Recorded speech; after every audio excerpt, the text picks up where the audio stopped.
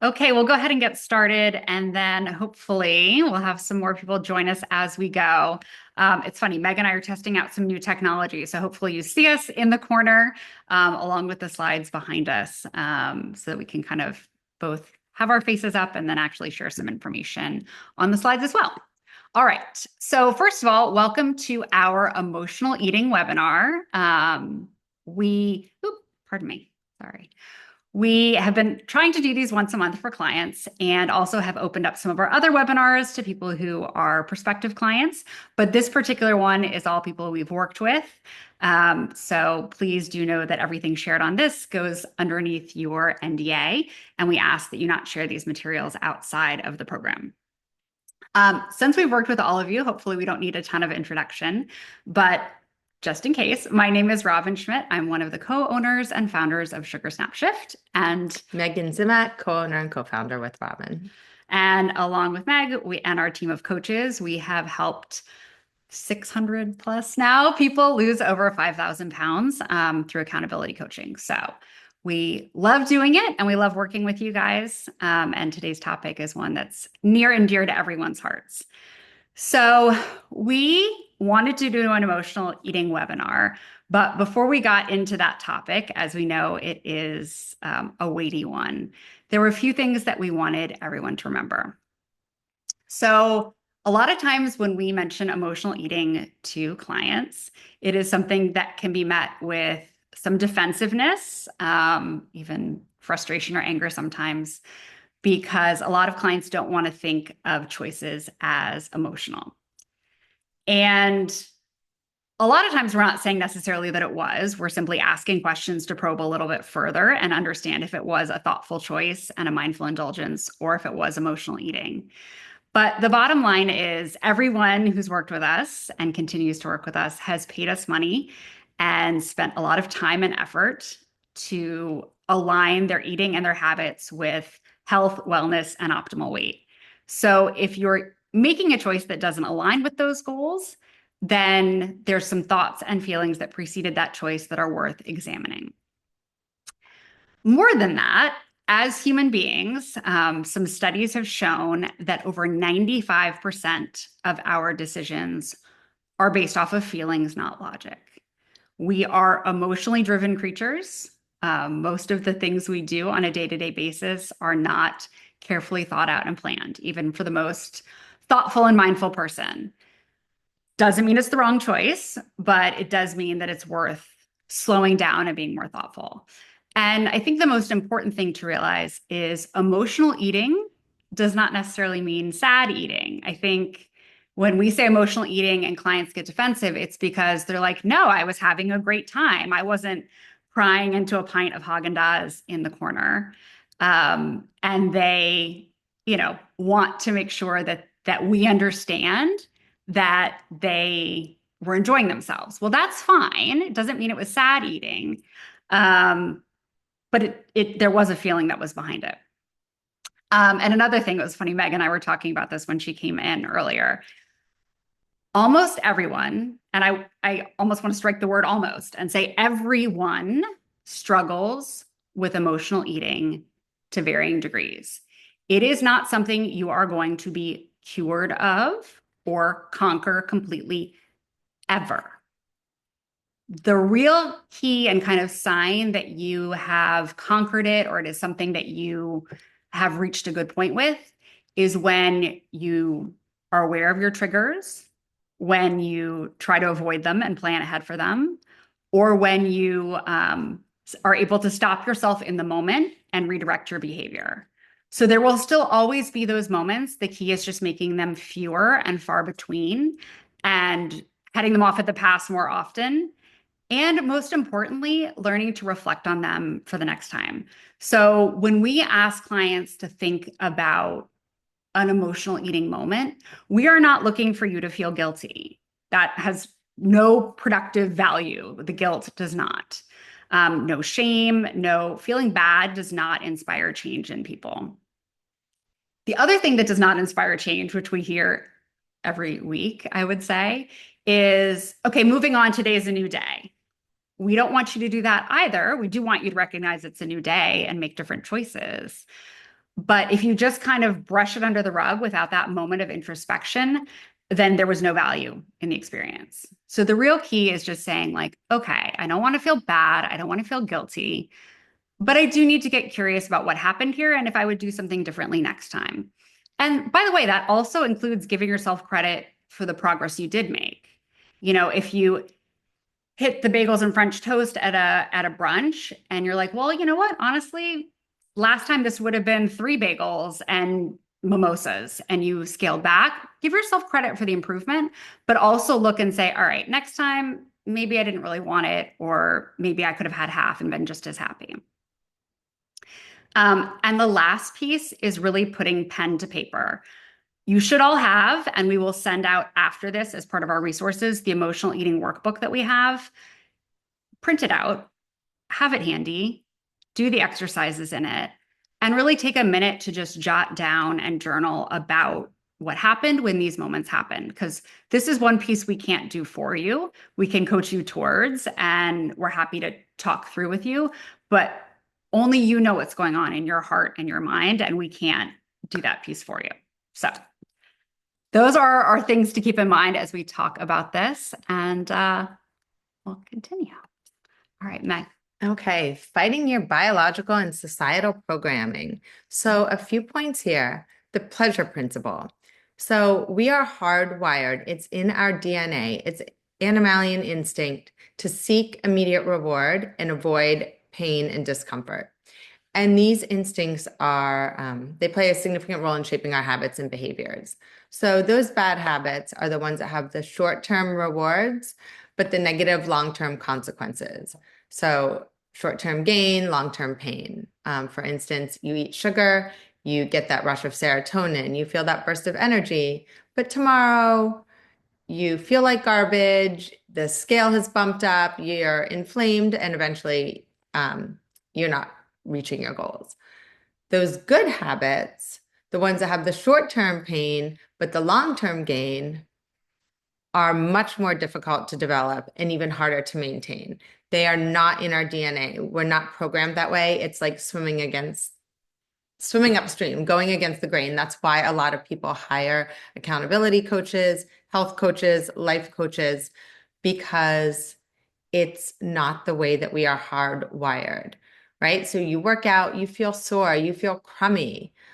It's much more difficult to pick yourself up the next day and get out of bed and do it again. But ultimately, in the long term, when you do, you're going to feel better. You're going to be achieving your goals, and ultimately, you live a longer and healthier life. Food as a reward. So Robin always likes to say, you're not the family dog. We train dogs with treats. Don't program yourself to see sugar and low-quality junk food as a reward. A big part of this, an easy way to fix this is just reframing and renaming, and we'll get into this in subsequent slides, but changing the verbiage that you use for these rewards. So changing how you view a glass of wine. You could, rather than saying, I deserve a glass of wine, it's been a long, stressful day, you could say, it's been a long, stressful day, I deserve this neurotoxin.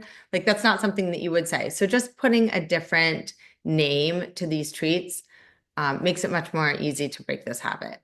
And then remembering that every action and choice is a vote for your future self, and there's power in the pause, play it forward. By that, we just mean taking a beat.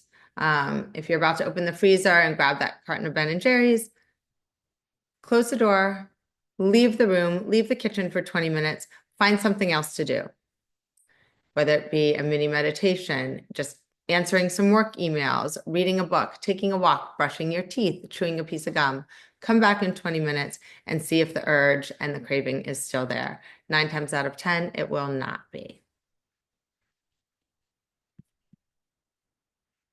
All right. This fatigue and willpower, this is something that's really interesting, and it's highlighted a lot in a book that will be in our resources that we'll send out at the end of this.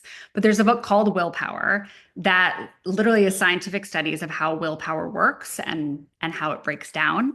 And one of the fascinating things that they've seen, and I've talked to a lot of you, or at least a lot of people that I directly work with about this, is that willpower itself, like the the active willpower, is fueled by blood glucose. And when you've had a either physically or mentally demanding day, like they've done studies where they just had people doing like math problems, your blood glucose depletes significantly.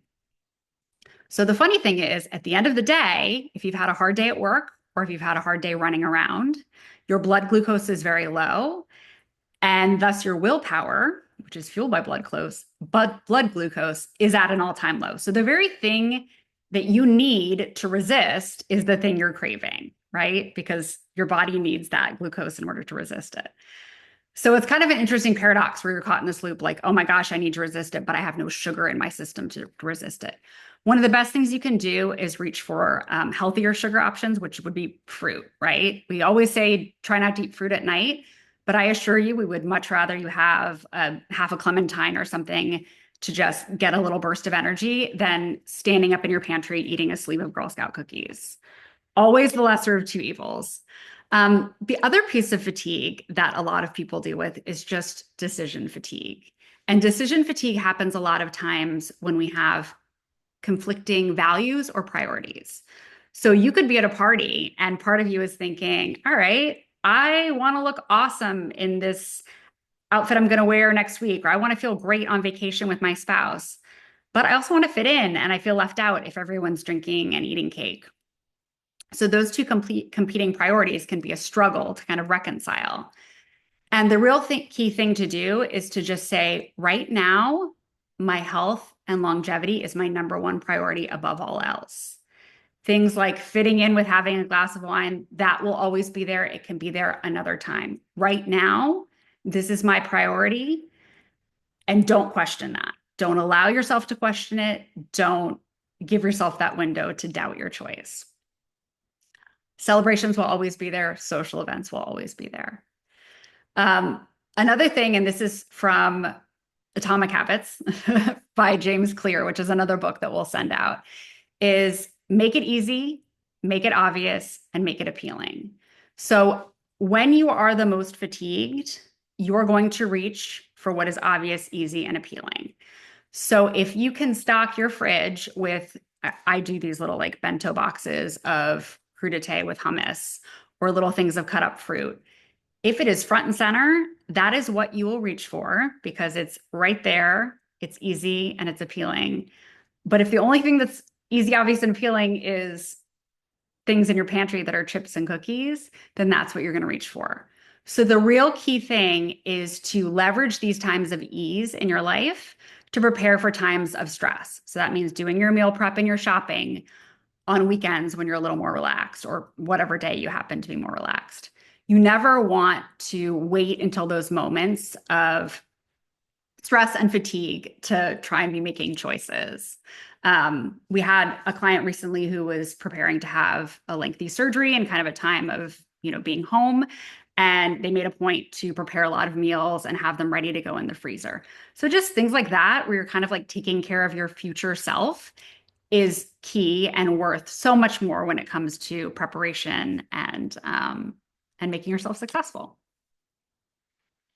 Okay. Why we crave bad food for comfort. And I know we always say there's no good or bad food. Food doesn't have morality. But for the purposes of this webinar, bad food is going to be those refined and processed grains and sugars, right? So there's the sugar and carbohydrate mood connection. When we eat refined, highly processed grains and sugars, it gives us a massive dopamine surge. It stimulates the brain's reward system, which releases dopamine, and it creates that feeling of pleasure. It's a feel-good hormone. And studies have shown that the dopamine surge that we get when we eat refined sugar is as strong, as powerful, if not more so, than that from narcotics and opioid drugs. So just, it's not you, right? It's the food system in America. It's designed to have us craving these very foods that are so bad for us, so inflammatory. But that's the way these foods are made. They're loaded with these sugars and chemicals that just make us feel good and keep us wanting more and more and more. It's that quick energy boost. These simple carbohydrates break down very quickly. They provide a rapid burst of energy that can immediately feel uplifting. Unfortunately, the flip side of that is it leads to a massive energy crash very shortly afterwards.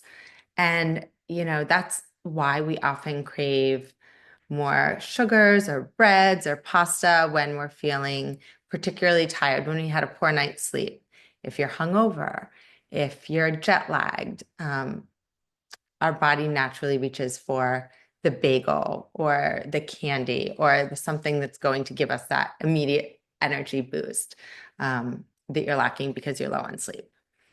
Serotonin, similar to the dopamine surge, the carbohydrates influence serotonin production. It's another feel-good hormone, neurotransmitter associated with mood regulation. And then the blood sugar crash, that's what we were talking about. It's the flip side of that quick energy boost. While that initial sugar high can feel really good, it leads to a massive crash in energy very shortly afterwards. So this energy that you get from these refined and processed grains, it's not sustained energy. And again, that's why you keep coming back for more and more and more, because it's not keeping you fueled for very long. And I think all this is to say, like, it's not your fault. Our bodies are wired for this. As Meg said, our food system is wired to respond to that. There are entire labs created to make foods craveable so that you will reach for more of them. Addictive, highly addictive foods. That's the way our food system is.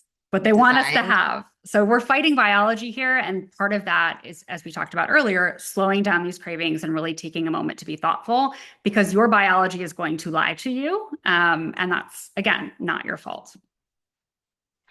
All right. So there are some things that we are looking for when we talk to clients to understand if something was a mindful choice or an impulsive choice. And again, let me preface this by saying we are not here to judge. We have seen a lot over the years in dealing with people and talking with people day in and day out about their food choices. And there is very little you could do that would shock us or disappoint us. We are here to be supportive, and we can't be supportive unless we understand the full picture. So when we're asking for questions, it is absolutely not to shame you. It is not because we think you're failing. It is not because you've done anything wrong. It is literally just for us to help you understand and help you decide for yourself what your balance feels like. And it's neutral. Yeah. It's a question. This is not loaded. There's no wrong answer. Yeah. We're just trying to help understand what went into the choice so we can say, all right, do you think that was a mindful choice? But there are some things that tip us off that it probably wasn't.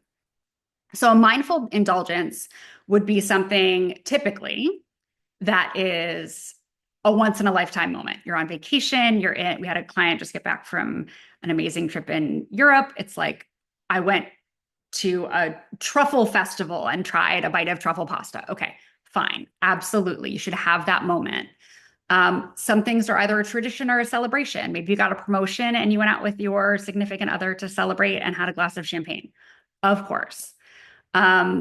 Made with thought and care. My son loves to make homemade bread, and I always point to that as a moment that I might enjoy a piece of regular gluten toast because he spent all day kneading and proofing bread. Ideally, when you're on this program and working with us actively, it would be planned ahead and planned with your coach so that we could help you find something that would feel indulgent and part of an overall healthy meal, but isn't like an all-out everything moment. A moderate portion. So a lot of times, and I think this goes for everyone, if you slow down and have half of what you normally would have or thought you were going to have, you'll find you're just as satisfied and that you didn't need to have an entire huge piece of cake. Maybe you needed half a piece of cake and that really satisfied you. Religious or cultural significance. So if it is a religious holiday, or we've had clients where noodles, like long unbroken noodles, represented longevity on their birthday, absolutely honor those moments. But most of all, it should be enjoyed thoroughly without guilt, remorse, or physical discomfort. Like it's not worth it if to have ice cream if you're then doubled over for the rest of the night. So those are the things that we're looking for. There are keywords where once we hear them, and we often will correct clients, that we know it wasn't a mindful choice. Things like, I couldn't help myself. Yes, you can always help yourself. You are in charge of what goes in your mouth. You made a choice, and that's okay. But don't say you couldn't help yourself because that gives food the power. It just looked so good. Again, that's implying that the food is like pulling you in and making you eat it. Anything that is low quality or highly processed that you'd be standing up eating in your pantry. You are an amazing person. You are taking care of your body, and your body should not be having a mindful indulgence of something that you could buy at a 7-Eleven or eat out of a package. It should be something that is higher quality, real good food. Similarly, we don't ever want you picking off someone else's plate. That's not a mindful indulgence. It should be eaten off your own plate. It should be a thoughtful portion, and it should never be eaten past the point of enjoyment. So a lot of times if we get going too fast when we're eating, you'll kind of take those 2 extra bites and be like, oof, I should have stopped earlier. So again, you haven't done anything wrong. It's just worth reflecting about, like, hey, maybe next time I should slow down. And we never want anyone, again, feeling sad, guilty, or bad afterwards, or saying it wasn't worth it. So when clients say to us, it was worth it, I enjoyed myself, I feel good about my choice, that's it. That's all we need to hear as your coaches. It's not ours to decide about. That's your choice. And if that's how you feel, then it is part of your healthy balance. So those are just some of the things that we're looking for when we ask questions. And again, as Meg said, they are neutral questions. We are just helping. It helps us as coaches understand your choices, and it helps you take the moment to say, like, okay, this is part of me making this a long-term lifestyle choice as opposed to a diet. I was just going to add something here. The studies do show that there is law of diminishing returns when it comes to eating and drinking. And there's that saying when, people are drinking alcohol, you're always chasing that first sip.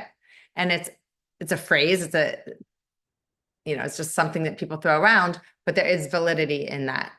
That first sip, that first bite always releases the greatest amount of feel-good hormones. That's when you derive the most pleasure, the most enjoyment, and it decreases substantially from there. So just know that by eating more cake, by drinking more wine, by having more popcorn, you're not increasing your enjoyment or your level of satisfaction. It's actually the returns are less and less and less with each subsequent bite and sip. So just something to keep in mind. All righty. All decisions are preceded by a feeling and thought. Every choice that you make, there is a feeling and there is a thought behind it, whether it's positive or negative. So we don't have to read through all of these for you, but just an example. And this is a big part of the emotional eating worksheet, or workbook, which, as Robin mentioned, we are going to send out again at the end of this for all of you who don't have it or don't have it readily available. But for instance, you ate the craved food, right? You had an off-plan moment, you had a binge moment. Sit down. What was the feeling behind that choice? Identify the feeling or identify the thought. And then what would be a different action that you could take the next time? So I'm feeling hungry. Oh, that's not a great example, but I'm feeling sad.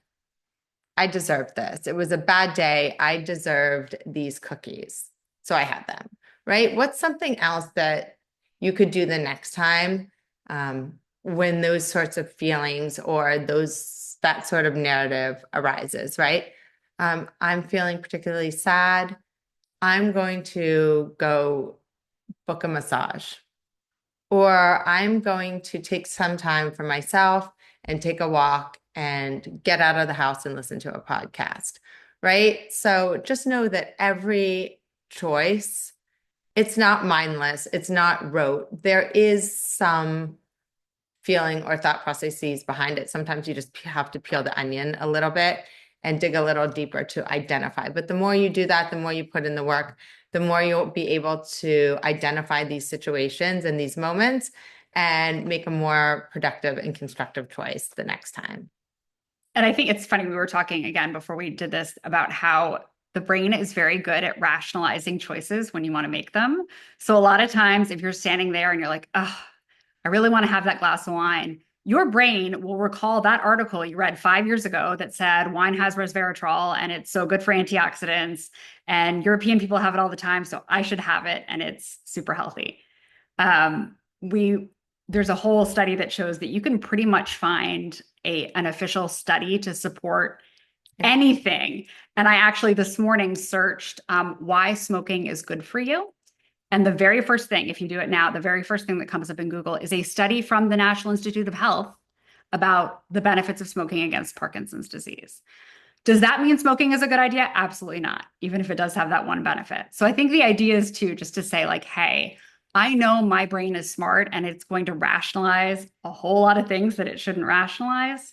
I need to be stronger than that to slow it down. And as Meg said, choose a different course of action. And look, there will be times where you don't and you eat the craved food. And again, that's not a moral failure. It's just a moment worth being introspective about. Some people may have seen this from, it's actually in like a lot of addiction literature, but the acronym HALT. So a lot of times when people talk about craving, any kind of coping mechanism, whether that's eating food you shouldn't eat or having alcohol or shopping or social, whatever it is that your unhealthy coping mechanism is, halt, which means pause, and ask yourself, are you hungry, angry, lonely, or tired? Not that any of these things are bad things, but hunger is one that we ask you to think about and take a minute to evaluate if you are truly hungry. Now, we have a whole email on this, which again will be sent out when we send out your resources, but true hunger, actual hunger, if you were starving in a jungle, can be solved with any food. And hunger is completely normal. It is part of our biological programming. You are supposed to feel hungry, and it is not an emergency. It is not a fire you're putting out. It's something you should learn to listen to, and it's something you should feel comfortable feeling, not feeling shaky, weak, like your blood sugar's dropping and you're dizzy. That's not healthy, but hunger is normal and healthy. Drinking water, as Meg said, helps you kind of evaluate if that's true hunger. And then having a nutrient-dense meal to stabilize your blood sugar is obviously the preferred course of action. Anger. Anger is not typically a trigger for eating right away. It can be a lot of times afterwards, after you've calmed down.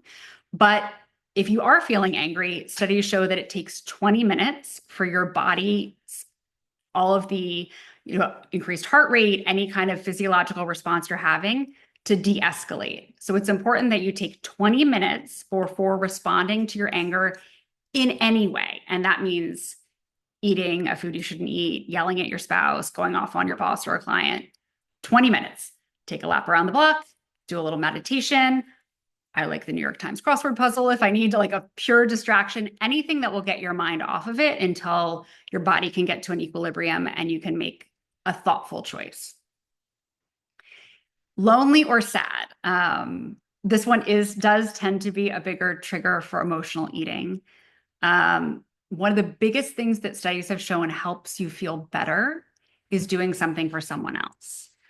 And that can be something really simple, like, I don't know, I love going on Amazon and doing those clear the teacher lists where you buy something for a random teacher in like middle America that they need for their classroom, and just anonymously doing a good deed. Texting someone something kind, someone, that wouldn't be necessarily expecting a text from you, and just saying something good to them can help you feel better and kind of lessen that feeling of sadness and loneliness. Tired, as we talked about before, is a big trigger.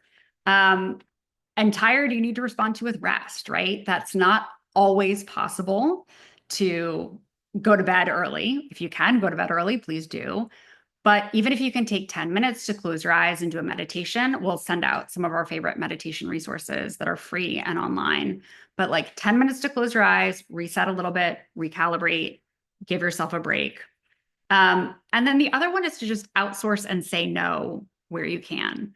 I think too often in life, when we're really fatigued, we're still trying to do too much. And those are the moments to say, hey, like maybe I'm ordering in tonight. Maybe I'm canceling those plans that I had this weekend. Maybe I'm not volunteering at my kids' school or to babysit my grandkids or to pick up that friend from the airport. And that's okay because you need to regulate yourself and take care of yourself as much as possible. So just learn to say no where you can and make it as easy as possible where you can as well.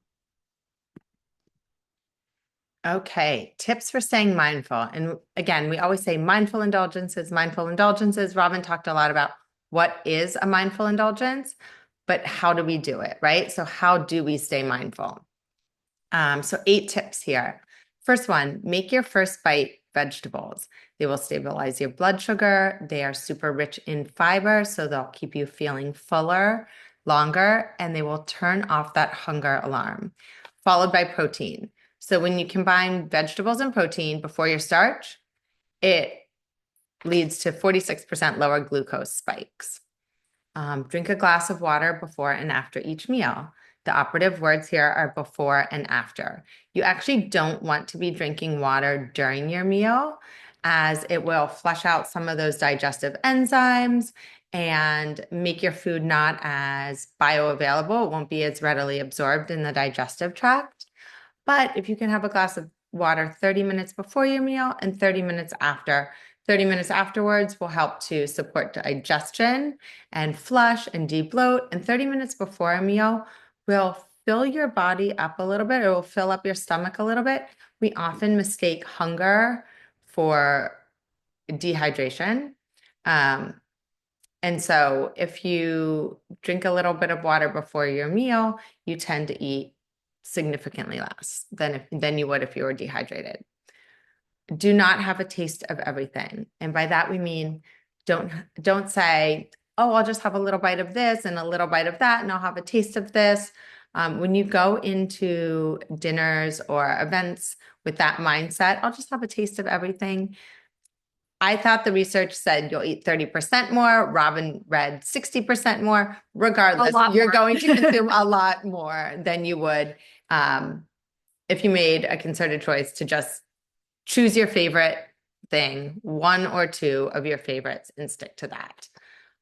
Slow down. There are a million techniques for how to slow down during eating, but one of them is setting a timer for 20 minutes. Eliminate your distractions. I like to put my fork down between bites. Another tip is to make sure that you chew each bite 20 minutes. I'm sorry, 20 times. That's a little excessive. I've tried it. But even just chewing each bite 10 times, it supports digestion, it ramps up those digestive enzymes, and it does force you to slow down. There's also this idea of, rather than counting calories and counting macros, you count bites. So a general rule of thumb would be to make your breakfast 20 bites, your lunch 20 bites, and your dinner 40 bites. Again, this is not a perfect formula, but just general tips and techniques. Find what works for you. The idea here is to slow your eating. If you catch yourself eating standing up at the kitchen island, picking off someone else's plates, kids' plates are, a big one. Oh, they didn't finish their dinner. I'll just grab their last, chicken nuggets and fries. Out of a container, out of a package, eating that popcorn mindlessly out of the bag. Take a beat, get a plate, get a bowl, sit down. Feelings aren't emergencies. Hunger is not an emergency. It will pass. It's okay to feel hungry. In America, we are hardwired to believe that hunger is something that needs to be immediately satisfied. It's good to feel hunger. It's good to understand what that feeling is.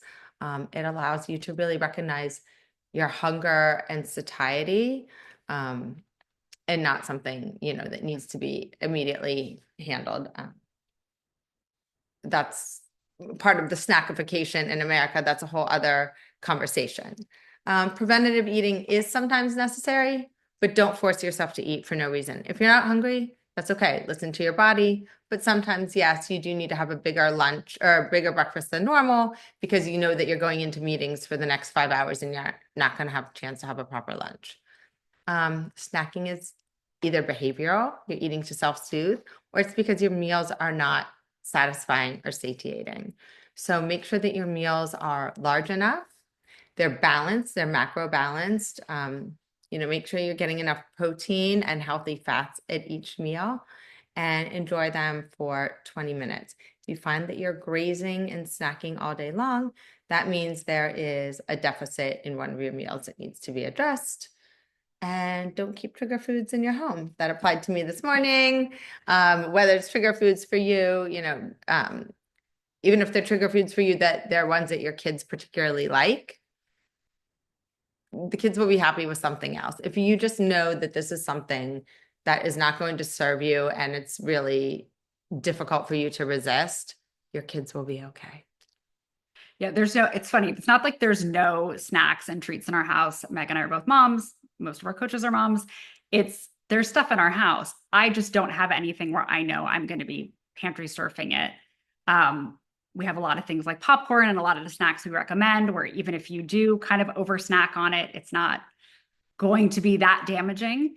But the cookies that are in my house are not cookies I like because I have a problem with cookies. If I start with them, every time I go in the pantry, I'll grab one. So the things that are here aren't ones that interest me. Granola is one for me. My kids love chocolate chip granola. It's paleo, it's low sugar. It doesn't matter. For me, it's a trigger. They need to find a different breakfast. And there's a myriad of options that they can have. Just know what your triggers are and draw a hard line. All right, a little easy acronym for when you are dealing with a craving. So respond, replace, reduce, and then review. So respond is the key word when you are dealing with craving or hunger, right?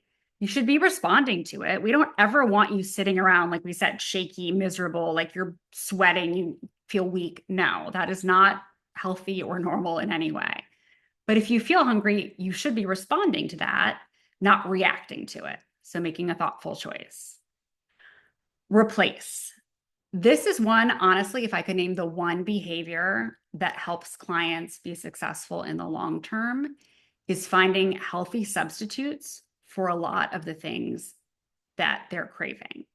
So one of the biggest ways we know that a client will be successful at keeping weight off and making it a long-term choice is if they find healthy things that they love that scratch the itch that are, a much better option than what they're used to having.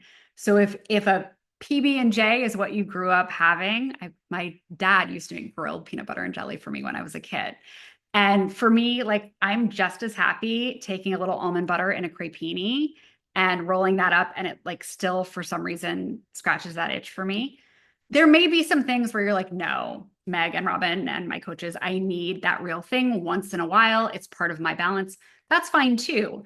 But the more things you can find to replace, the better. And we always want you loving what you're eating, right? This is not ever going to be sustainable or lasting change if you're like, ew, this is gross, I don't like it, and you're choking down your food. We want to help you find healthy options that really taste good, that you're enjoying and feeling satisfied, that nourish your body. Reduce. This is another big one. As we said earlier, law of diminishing returns. A lot of times you are just as happy with what you want, but a smaller amount of it. Again, trying not to have a little bit of everything, but saying, all right, if I really want some French fries at the beach, because it's going to be one of my mindful indulgences, do I really need a full plate of fries? Probably not. Probably going to be happy with a small handful on my plate, enjoy them in the sunshine, go slow, and really just evaluate how satisfied you are, because chances are you don't really need all of it. And then the key part, which is to work on with your coaches, which is what would you do differently next time? And the answer may be nothing. You may say, you know what, that meal, that moment, that choice felt right for me. And that felt like was a good choice for me. And that's the perfect answer. But a lot of times you'll be like, okay, what could I do differently next time? Maybe Maybe I'd eat a little something before I went to that party. Or maybe I would skip the appetizers at that cocktail hour because I knew dessert was coming and it was going to be that would be my choice. So really just taking a moment to be reflective. Okay, self-talk matters. Reframing your thoughts and actions. So there's five, the five usual suspects here. Restriction. I can't have that. Reframing that with something more positive. I'm choosing not to have that now, but I'll have that another time. Or I'm nourishing my body with quality food now. And restriction is really that diet deprivation mindset. Like, I can't have that. I'm on a diet. And that's probably of all of these, the most toxic and also the most common, and the most avoidable, right? So once you learn to really embrace healthy eating and cooking and a variety of foods and vegetables, this is one that's very easy to reframe, but in the short term, it's just practice. And you can write down, a bunch of alternative statements that would help you in that moment when these thoughts come up in your brain. But restriction, as I said, it's really, really a toxic mentality. All the studies show that when you have this mindset around food, your body and mind will eventually rebound hard. And not only does it lead to binges and overeating when the forbidden food is available, it really can cause some long-term distorted views around food and mealtime and a dysmorphic mindset and some real behavioral issues. If you have kids or young children or share a household, that's just not the messaging that you want to send. And it also tends to lead to an irrational and unnatural emotional response around food when you do have it. So this one is, of all five of these, this is the most important, I think. But then there's also more moral licensing. I've been so good. I deserve to have this. I deserve to be bad. That goes back to reframing and renaming, which I talked about before, just putting a different label on some of these triggers. And instead you could say, I've been treating my body so well, I'll reward myself with something other than food, something more positive, something that's going to enhance my journey. Common ones are like a spa day or a massage or a manicure or those skinny jeans that I haven't fit into in a while. Just to go to, you'll always hear us, Meg and I, die on this hill when someone says they are good or they were bad. I even like correct friends on it because it's like, no, you are good regardless of what you eat. And if you use those words, it's really bad for you to hear yourself say it. It's bad for kids to hear you say it. But it just becomes, as Meg said earlier, super toxic if you put any morality on food. It leads to the worst binging behavior. So you are good and you make healthy choices. And some foods are more compliant or more healthy than others. But yes, as Robin said, there's no morality around food. That rebellious mindset. You can't tell me what to do. You're not the boss of me, right? You're not 5 years old. You're an adult. You are and always will be the CEO of your own body. You'll be fully in charge of what you put into your body. A way to reframe this is my past choices have not gotten me the results that I wanted, so I'm trying to forge a new path. The confirmation bias, going back to, but that influencer, that article, that magazine said, you can always find something to justify the narrative in your head, right? A way to reframe this, I can't pick and choose what I like from multiple resources and studies and expect results. I need to stay the course. In your heart of hearts, what's right for you. Don't look for all of those loopholes to justify it. And then comparing, but so-and-so is eating it and he or she looks great or it's working for him. You don't have visibility into all of their choices. their genetics, their habits that shape this person's health or their appearance. You need to make choices that serve you, that serve your body, that serve your mind. We all have a unique bioindividuality, and everyone's course is slightly different. And there is a 3-step method for changing the narratives in our head. If you want more information on this after the call, feel free to text us.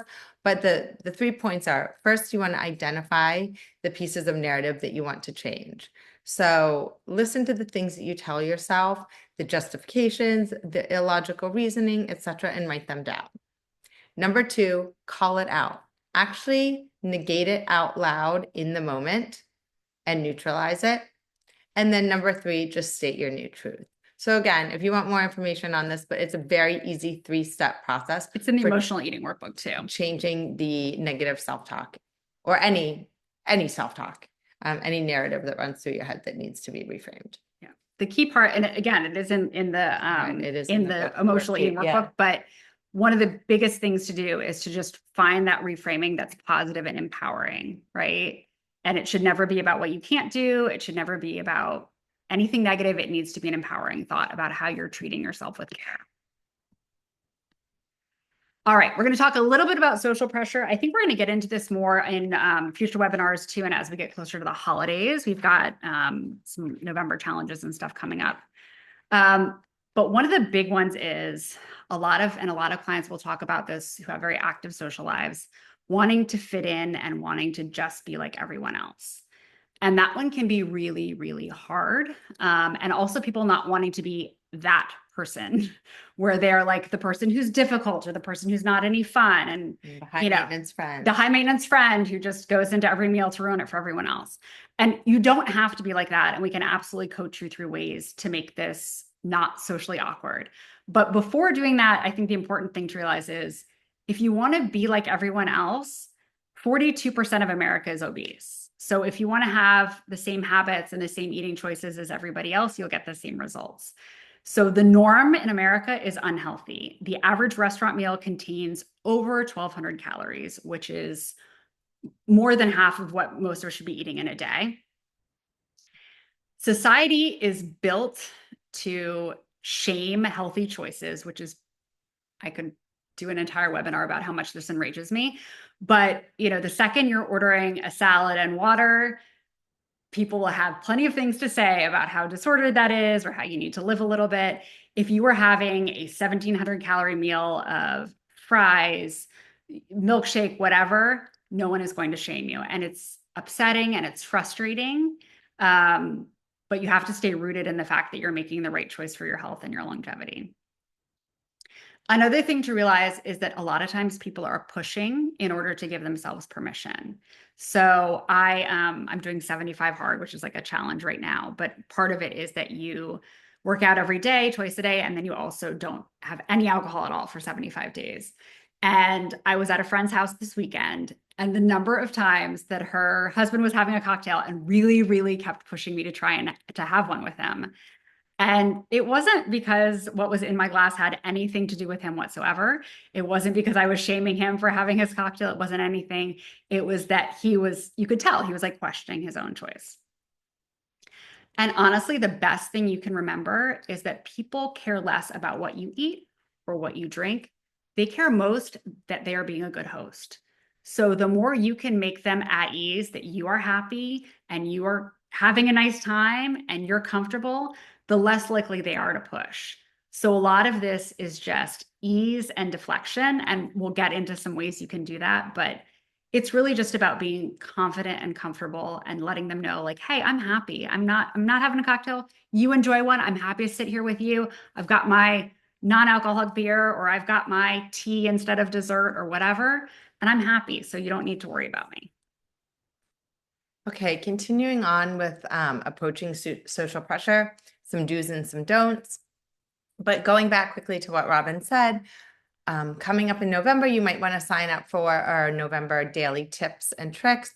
It's the November Holiday Helpline, and we give you a daily text message with a tip about how to healthfully and mindfully navigate this crazy busy holiday season that we're entering. And a big part of that is how to deal with social and familial pressure, because we know it's always present, but it really ramps up this time of year.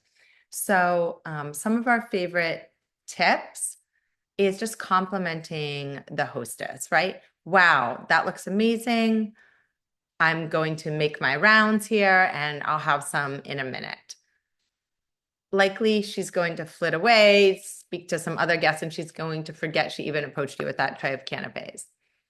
I'm so full, but I'd love to take some for tomorrow. Do you mind if I take a piece home, or do you have a box for leftovers? That smells delicious. How did you make it? I'll go back for some in a bit. Again, complimenting the hostess on their work. They don't care that much if you're actually putting it in your mouth. And I'm full, but love a coffee while you have dessert. Please don't rush. We build this up in our heads so much, and it's really all in our heads. Like, if you're just being effusive and complimentary and social and look like you're having a good time, that's really all that people care about. But we get in our own heads so much about this. It's similar to not drinking. You know, if you put seltzer or a non-alcoholic wine in your glass with some ice, no one's going to question what's actually in that glass. They just want to see that you're social and you're having a good time and you're mingling. Things that you don't want to do. You don't want to shame their choices or imply it's not healthy, it's not clean, it's not on the program.